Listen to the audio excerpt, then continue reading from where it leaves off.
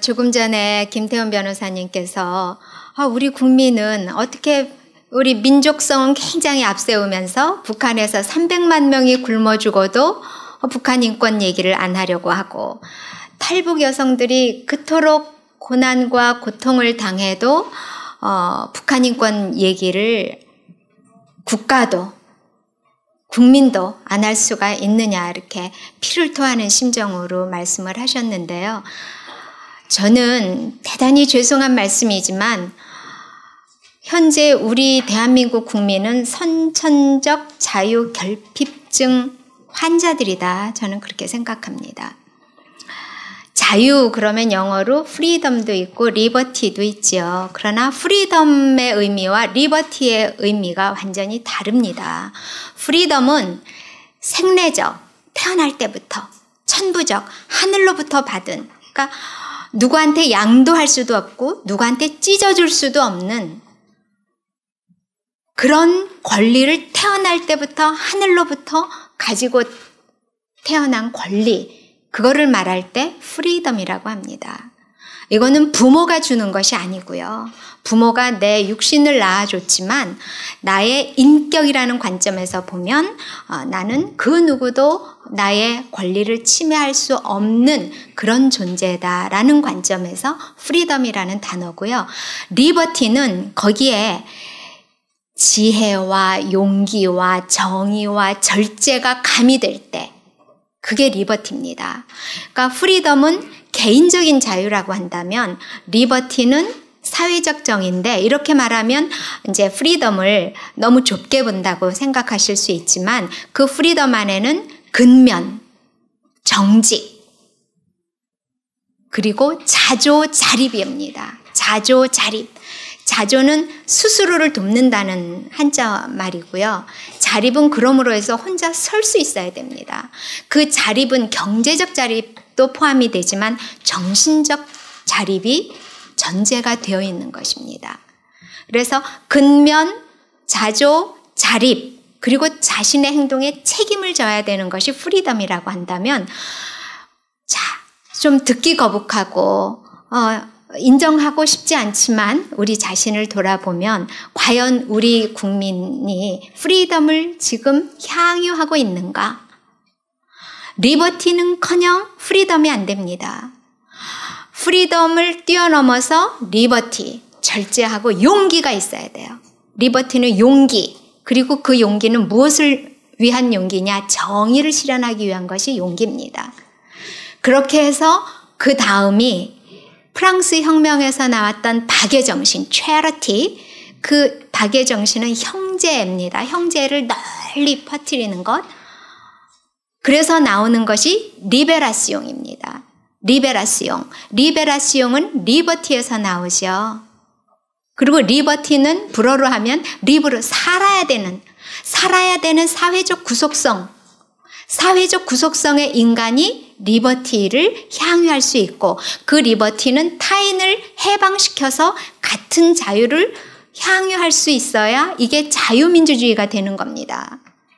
그러면 앞서 말씀드린 대로 제가 왜 뼈아프지만 우리 대한민국 국민은 현재 선천적 자유결핍증 환자라고 보느냐. 이게 굉장히 좀 도전적인 얘기지만 우리를 정직하게 정말 솔직하게 뼈아프게 돌아보지 않으면 오늘 이 자리에 모이신 비전을 갖고자 모이신 여러분들과 우리 모두가 제대로 된 비전을 갖기 힘들지 않겠느냐 하는 말씀에서 드리는 겁니다. 아까 김주성 총장님께서 자유민주주의 말씀을 해주셨고 또 우리 김진현 이사장님께서도 해주셨는데 자유민주주의는요, 많은 사람들이 자유주의 플러스 민주주의라고 생각을 하지만 자유민주주의의 목적은 자유입니다. 우리는 어순이 형용사가 앞에 오죠. 그 접두사가 붙으면 뒤에 있는 단어가 본질이고 목적이지요. 아닙니다. 자유민주주의는 자유가 목적이고 본질이고요. 민주주의는 수단과 방법입니다. 민주주의는 고대 그리스 로마 시절을 거쳐서 2000년 이상 발전을 해온 개념이고요. 자유주의라고 하는 것은 근대 입헌주의, 근대 시민혁명을 기점으로 해서 자유주의가 꽃을 피우게 됩니다. 그러니까 민주주의의 역사는 자유주의의 10배가 넘습니다. 그죠? 250년과 2000년이니까요. 그러면 자유민주주의에서 왜 자유가 목적이냐 하면 민주주의는요, 의사결정 방식이 다수결로 진행되는 것을 민주주의라고 합니다. 예외적인 것은 인민민주주의죠. 인민민주주의는 100% 전원일치여야 합니다. 불가능하기 때문에 그냥 이렇게 손도 들지 않고 빨간 표를 이렇게 보이고 그게 몇 명이 빨간 표를 보였는지는 앞에서만 볼 수 있고 그냥 박수로 지나가지요. 전원일치. 그래서 권력 분립도 인정하지 않습니다. 인민민주주의는. 그래서 인민민주주의는 앞에 인민이라는 것이 중요하고 민주주의라는 그 속성은 사실은 사이비로 그냥 넘겨버린 거예요. 그래서 자유민주주의에서 민주주의는 가치 중립적입니다. 민주주의에는 가치가 없어요. 수단과 방법을 결정하는 것이고요. 가치 구속적이고 가치 체계적인 것은 자유주의입니다. 그러면 민주주의는 다수결로 하기 때문에 그 속성이 굉장히 취약합니다. 왜? 목소리 큰 사람이 휘두르면 특히 우리처럼 친구 따라 강남 가는 사회, 그 다음에 목소리 큰 사람이 하면은 다른 사람은 목소리 낮추는 사회. 이런 사회에서는 민주주의가 꽃을 피울 수가 없어요. 이거는 사실은 근대에도 같이 서양 사회가 공유를 했던 역사입니다. 그래서 수기민주주의, 심의민주주의, 심의, 깊이 논의한다. 이런 것들이 들어가게 된 것이고요. 그래서 자유주의를 꽃피우기 위해서는 이 취약한 민주주의를 어떻게 헤쳐나갈 것이냐 하는 논의가 법학자 사이에서 오랫동안 논의가 됐지만 그것이 헌법에 올라오지 못하다가 2차 세계대전을 지나면서 비로소 헌법에 올라온 것이 방어적 민주주의. 민주주의는 너무 취약해. 가치 중립적이야. 그래서 이 가치 구속적이고 가치 체계적인 자유주의를 실현하고 보장하기 위해서, 이것을 간직하기 위해서 헌법에 방어적 민주주의, 이제 방어적 민주주의는 시민 불복종부터 시작을 해서 헌법 재판 제도라든지 위헌 선언이라든지 뭐 이런 것들이 이제 들어오게 되는 거고요. 우리 헌법에 같은 경우에는 저항권이라든지 헌법 전문에, 그 다음에 정당 강제 해산 제도라든지 이런 것들이 들어오게 됩니다. 근데 그 방어적 민주주의 가지고도 안 돼. 왜요?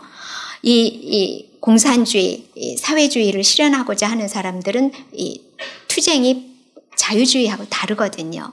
그래서 전투적 민주주의 이론이 나오고 독일 헌법에 들어가 있고 우리도 그것을 가지고 있는 겁니다. 그러니까 방어적인 것을 지나서 투쟁적, 전투적 민주주의.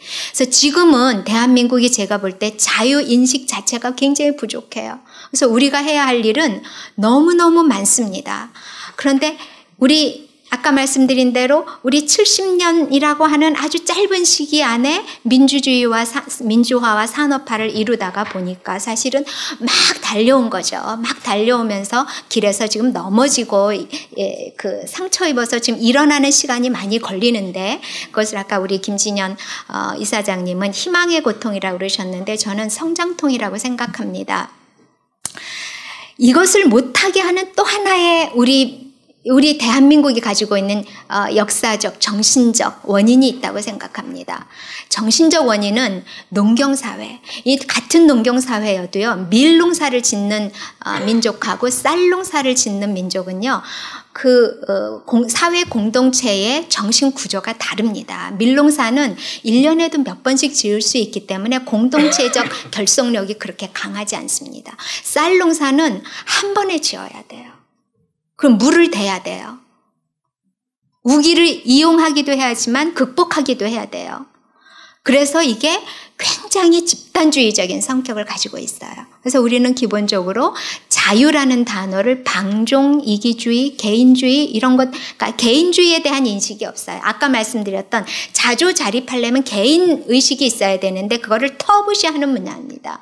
거기에 플러스 조선시대의 국교를, 그러니까 국가 이념, 국가 지도 이념을 유교화하면서 가부장제적, 그다음에 충효사상 이런 것들이 되면서 자유주의, 그러니까 개인이 자신의 의지대로 결정하고 행동하고 책임질 수 있는 그런 토대가 사실은 마련되지 않았었다라고 하는 거죠.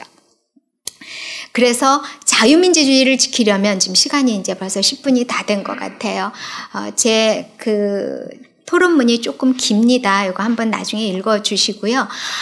지금은 이렇게 우리가 깨우친 이 자리에 계신 여러분들, 그 다음에 보수 운동을 하셨던 분들, 자, 보수라는 단어를 우리가 지금 왜 이렇게 왜 블레임하고 쉐임하는 단어로 되었나?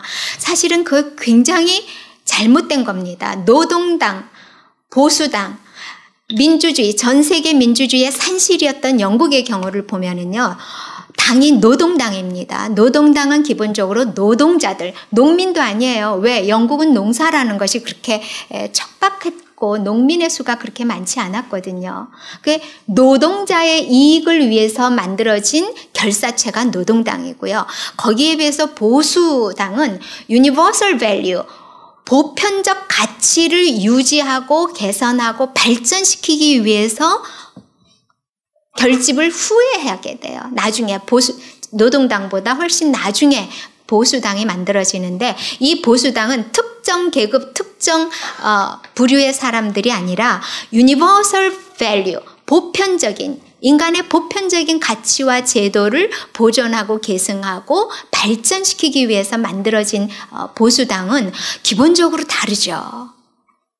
그런 점에서 우리의 오늘과 어제를 사실은 되돌아볼 필요가 있고, 그러면 이 척박한 선천성 자유결핍증 사회인 대한민국에서 우리가 어떻게 자유대한민국의 가치를 실현해 나갈 것이냐. 저는 저마다 십자가를 져야 된다고 생각합니다. 아까 말씀드렸던 리버티로 끌어올리려면, 프리덤도 안 돼 있는 사회에서 리버티를 끌어올리려면 우리 모두가 다 십자가를 지고 가시밭길을 가야 된다고 생각합니다.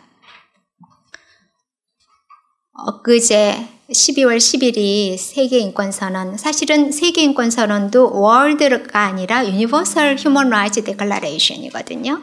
그 행사를 문재인 대통령이 여기 성공회 성당에서 했습니다. 이 정권을 탄생시킨 거는 성공회 대학의 역할이 굉장히 크지요.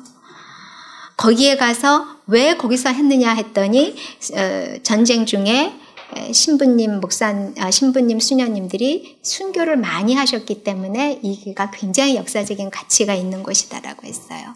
그러면 3번 김정은을 만날 때 적어도 그 김일성이는 1945년부터 바로 신부님들을 처형하기 시작합니다.